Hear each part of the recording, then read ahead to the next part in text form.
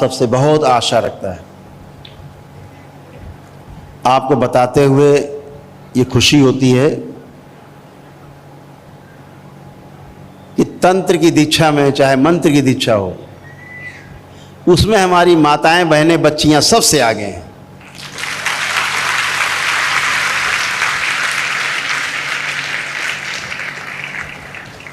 क्योंकि मां की कृपा है, बहुत ज्यादा कृपा है मां की। आराम करने को कहा जाए, इसके लिए बना नियम, लेकिन ये अपवित्र है, ये बिल्कुल गलत है, एकदम गलत है और महागलत है। ऐसे शास्त्र को फाड़ के जला देना चाहिए जहां महिलाओं को अपवित्र बताया जाता है।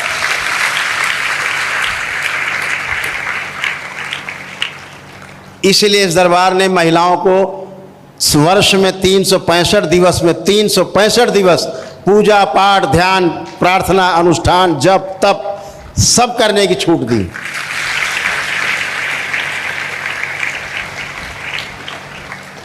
मां कभी अशुद्ध नहीं होती। अगर मां अशुद्ध है तो ध्यान रखो, इस पृथ्वी पर जितने महापुरुष हुए हैं और होंगे वो सब अपवित्र हैं और सब अधूरे हैं। मां के जिस खून से गर्भ में हम बनते हैं, उसके नाड़ा से लग करके, वो मां का वही खून होता है जिसको आप अशुद्ध बताते हो, उसी से शरीर बनता है।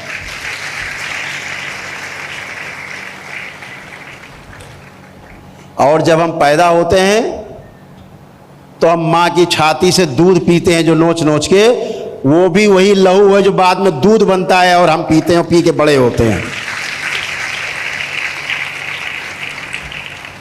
दूध पीते हुए बच्चे को कि मां को मासिक नहीं होते,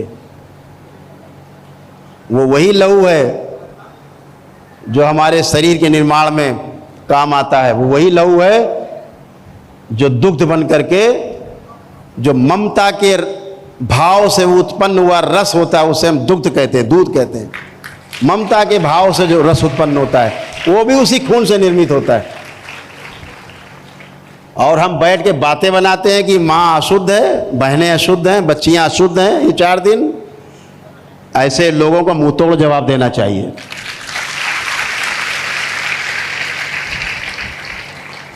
तो हमारे महापुरुषों ने नियम बनाए, इसलिए बनाए ताकि कोई उंगली ना उठाए, कोई कहे ना कि देखो कोई पड़ी हुई है 4 दिन से कुछ काम नहीं कर रही है।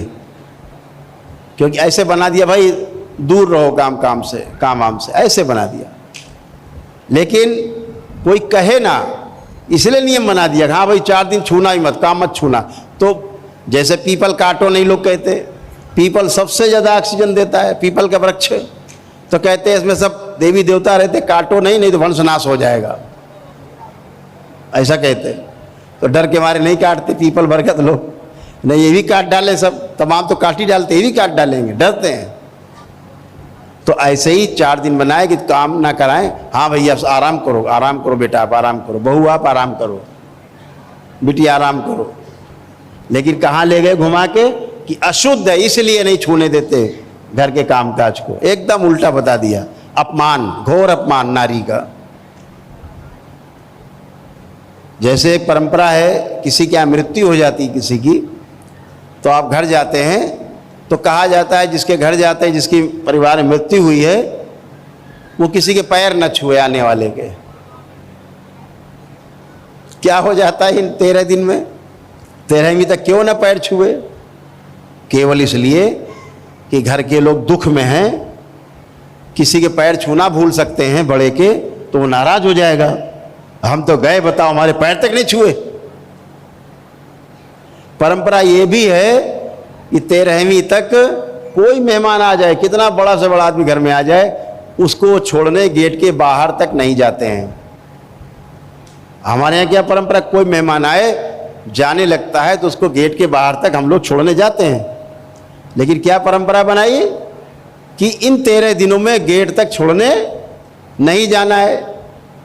इससे कोई भूत प्रेत नहीं हो जाते कहीं कुछ। बड़ा लोग ड्रामेबाजी बना के बताते हैं इसलिए कि भूत पीछे लग जाएंगे, प्रेत आ जाएंगे, बहुत कुछ बताते हैं। केवल इसलिए नहीं जाते, परंपरा बनाई हमारे महापुरुषों ने। एक आदमी शोक में बैठा है, दुख में बैठा है, अगर वो आपको गेट तक नहीं छोड़ने जा रहा है तो उसका बुरा नहीं मानना भाई। इसलिए नियम बनाया कि वो दुखी है इसलिए नहीं जा रहा है, चला गया, नहीं छोड़ने गया, आप बुरा मान जाओगे।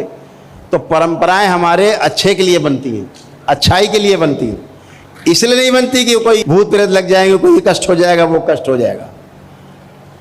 ऐसे ही माताओं, बहनों, बच्चियों के लिए परंपरा बनी, ये 4 दिन उनको आराम करने दिया जाए, इसलिए बनी।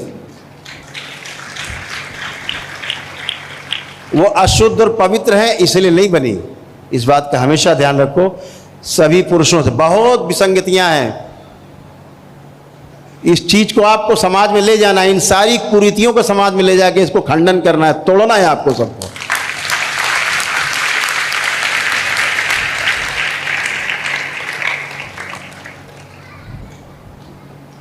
मां हमको अपने गर्भ में धारण करके 9 महीने घूमती है। हम पुरुषों से कहना चाहते हैं एक ईंटा परमानेंट पेट में बांध के घूमो 9 महीने, तो हम बता दें आपको, पक्के हो आप। एक ईंटा बांध के नहीं घूम सकते बाहर 9 महीने आप। वो हमें 9 महीने पेट में पालती है, अपने खून से सींचती है, वो लहू से सींचती है। इसका खंडन करना चाहिए समाज में इन चीजों का। जैसे एक और बड़ी विडंबना है, कहना चाहेंगे सभी लोगों से, जितने लोग भी हमको सुन पा रहे हैं बहुत ध्यान से समझेंगे, विज्ञान से जुड़े लोग भी ध्यान से समझ पाएंगे, सुन पाएंगे। शादी होते ही सासू मां के मुंह से एक ही बात निकलती है, अब जल्दी से दीपक दे दो, कुल दीपक। ये बात अपने बेटे से करनी चाहिए कि कुल दीपक चाहिए, दीपिका चाहिए तो तब भी उसी से कहो, दीपक चाहिए आपको। आपको पता होना चाहिए महिलाओं के लड़का हो या लड़की हो, इसके लिए जिम्मेदार हमारी माताएं बहनें नहीं हैं। विज्ञान भी कहता है, जितने जानते होंगे कोई मेरी बात का जवाब दे देगा, कोई भी दे सकता अगर किसी को पता हो इसके विरुद्ध में। जितने धर्माचार्य सुन रहे हो, जितने गृहस्थाचार्य सुन रहे हो, जितने प्रवचनकर्ता सुन रहे हो, सब सुन ले ध्यान से। इसके लिए लड़का हो या लड़की हो, इसके लिए सिर्फ पुरुष जिम्मेदार है। और जब बिटिया हो जाती है घर में, जन्म लेती है, तो सासू माँ कहती है ये बहू के कुछ लक्षण ठीक नहीं है। लड़का मांगा था, बताओ बिटिया हो गई। इस बात के लिए तो अपने बेटे को उठाओ डंडा, उसको कूटो। ये लड़का काहे नहीं हुआ?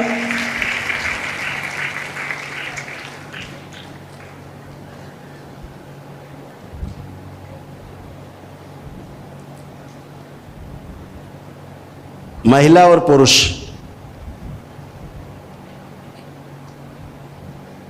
महिला में 23 गुणसूत्र होते हैं। ध्यान से सुनना, ऐसे मोटी भाषा में, गांव की भाषा में सुनो कि 23 गुण होते हैं महिलाओं, बच्चियों में। कितने होते हैं? 23। और पुरुष में कितने होते हैं? 23 भी होते हैं और 24 भी होते हैं। क्या क्या होते हैं? और महिलाओं बच्चियों में कितने होते हैं? केवल 23। जब स्त्री पुरुष शादी के बाद मिलते हैं तो पुरुष से अगर 23 वाला गुणसूत्र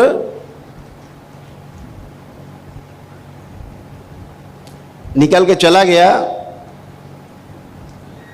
क्षमा करेंगे, जो महिलाओं में है वो 24 होते हैं, पूरे 24। ठीक, इसको फिर से करेक्ट करते हैं विज्ञान की भाषा में।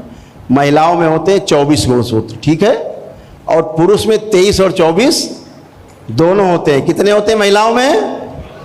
24। और पुरुष में 23 और 24 दोनों होते हैं। तो महिलाओं के जब पत्नी के 24 में जब पुरुष के 23 जुड़ते हैं तो कितने हो गए? 47।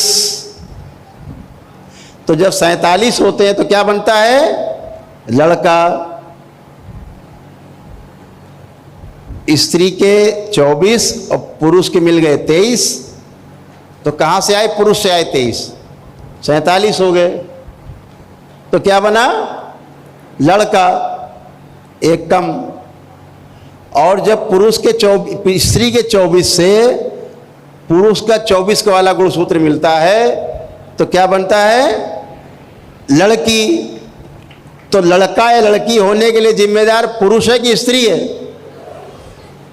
पुरुष है। स्त्री में तो 24 ही है, हमेशा रहते हैं 24 गुणसूत्र। तो पुरुष से जब 23 आए तो लड़का बन गया, पुरुष से जब 24 मिले तो लड़की बन गई। तो डंडा लेके पहले सासू मां को पहले पति देव को कूटना चाहिए आपके, कि काहे तुमने जो है 24 मिलाए। लेकिन इसके लिए जिम्मेदार किसको मानते हैं? स्त्री को। तलाक हो जाते हैं, अरे बिटिया बिटिया इसके पैदा हो। अरे लड़के को मारो, डंडों से पीटो अपने, इसकी वजह से बिटिया बिटिया। और तुम्हें पता नहीं है वो सासू माँ भी कभी बिटिया थी जो अपनी बहू से पुत्र की उम्मीद करती है। न सासू माँ तुम होती तो ना तुम्हारा लड़का होता, और ना ही बिटिया होती जो शादी करके लाए हो, तो ना कोई संतान होती और ना कोई सृष्टि में आगे बढ़ता, सब खत्म हो जाते। इसलिए माँ सर्वोपरि है, माँ सबसे ऊपर है, ये ध्यान रखो।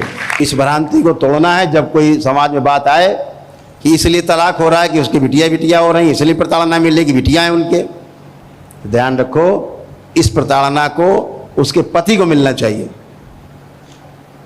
यहाँ उल्टा खेल चल रहा है।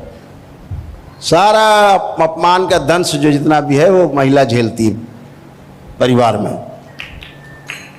इससे बचना है। ये सब विखंडन जो परिवार में है, ये सब गलत जानकारी के अभाव, जितनी जानकारी के अभाव में है, जो सही जानकारी है उसके अभाव में, गलत जानकारी के कारण परिवार में ये तमाम बातें पैदा होती हैं। तो इन सबको खंडित करना है। समाज में जितना भी है हम आपको बताते जाएंगे। सैकड़ों चीज़ें ऐसी हैं जो परंपरा के रूप में रखी है, किसी कारण से उसको कुछ और बना दिया आदमी ने अपने स्वार्थ में।